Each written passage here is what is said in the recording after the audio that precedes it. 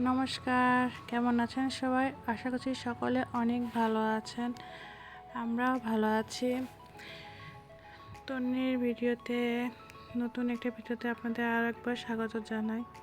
এই যে সকাল সকাল ঘুম থেকে উঠে গোপালকে নিয়ে আমার যুদ্ধ শুরু হয়ে গেছে।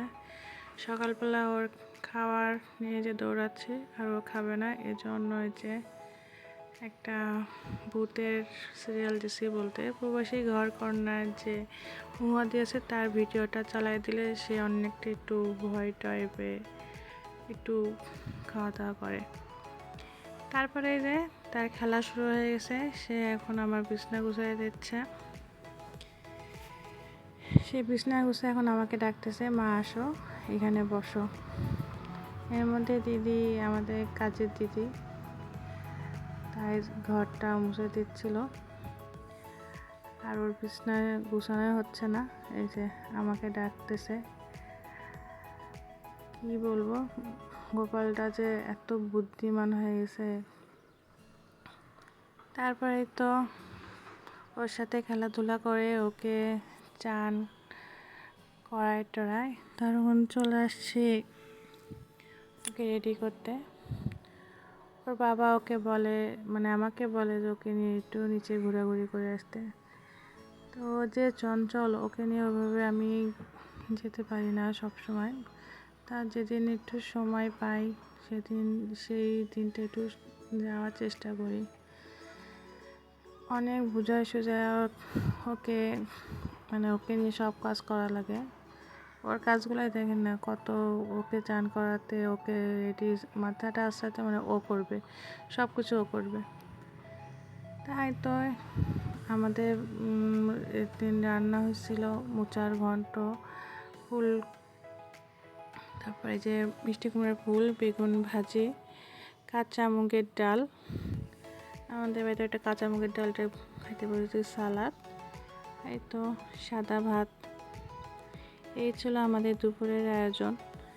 তারপরে তো গোপালকে নিয়ে নিচে চলে আসছি গ্যারেজে। নিচে একটা নতুন ভাড়াটিয়া আসছে বিল্ডিংয়ের, ওদের যে টুইন বেবি আছে আর ওদেরকে পেয়ে গোপাল তো অনেক খুশি।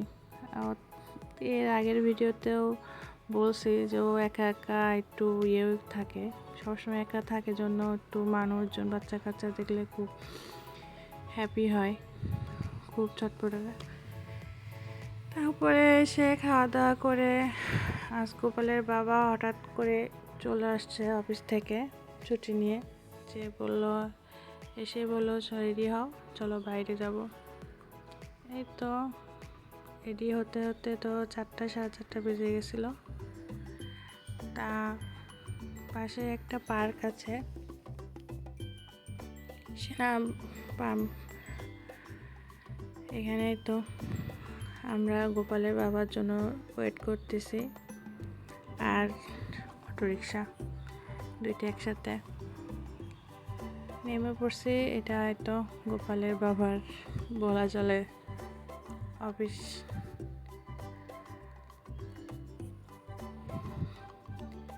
আমরা চলেছি এখন সেই পার্কের উদ্দেশ্যে। জানি না পার্ক খোলা পাবো কি পাবো না। এই তো বায়েজির সবুজ উদ্যান পার্কটার নাম।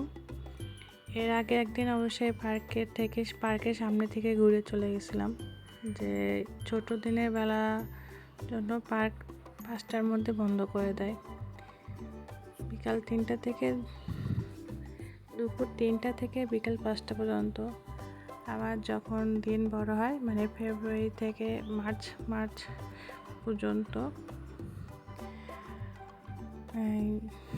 6টা পর্যন্ত বলে ওপেন থাকে। গত বছর ভিতরে গেছিলাম, এই যে ভিতরে সুইমিং পুলে এই অবস্থা। আর এই যে গোপাল তো এই যে দৌড়, ওর বাবা তো বলল যে একবার ছাড়া পেলে আর কোনো স্থান নাই যে ওকে কে ধরে। ও এগুলা দেখে নিজেকে আর না কন্ট্রোল করে কোথায় কিভাবে যাবে। একবার তো স্লিপিংয়ে যায়, একবার দোলনাতে উঠে এই যে নিয়ে চলে আসছে ওর বাবা, কি খুশি।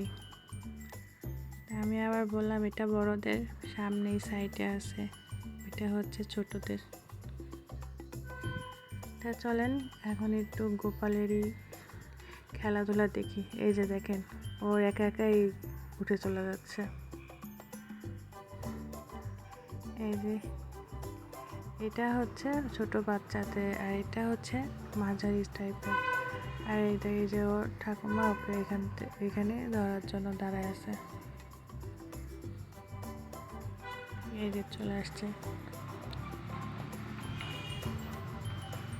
ওর বাবা, ওর পিস পিস দৌড়ে বেড়াচ্ছে।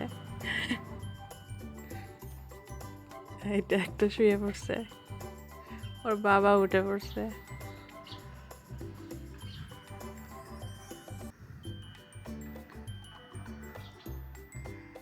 এক কথায় বাচ্চা মানুষ করতে লাগলে নিজেদের আরো বাচ্চা হওয়া লাগে।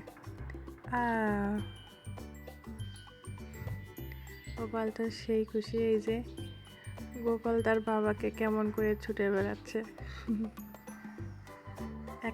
একবার এখানে একবার ওখানে করে করে সে অনেক খুশি, সে মহা খুশি।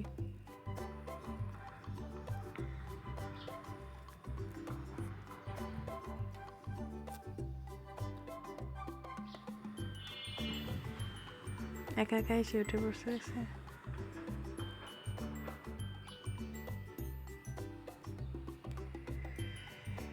এই যে তার দৌড়াদৌড়ি, ছোটবেলা, শৈশব।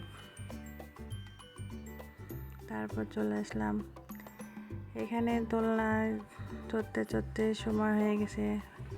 আর এখান থেকে পিছন থেকে মাঠের কর্মীরা বলছে, বাঁশি দিচ্ছে যে এখন বের হয়ে যাওয়া লাগবে, বিকেল 5টা বেজে গেছে। কিন্তু এদিকে সবাই চলে যায়, কিন্তু গোপাল আর বের হতে চায় না। এই যে একবার এখানে একবার ওইখানে ধরেছে।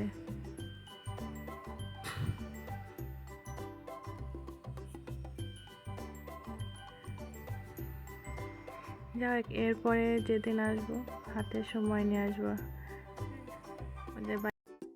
তারপরে তো গোপালের মনে এক রাশ দুঃখ নিয়ে আমাদের পার্ক থেকে বিদায় নিতে হলো।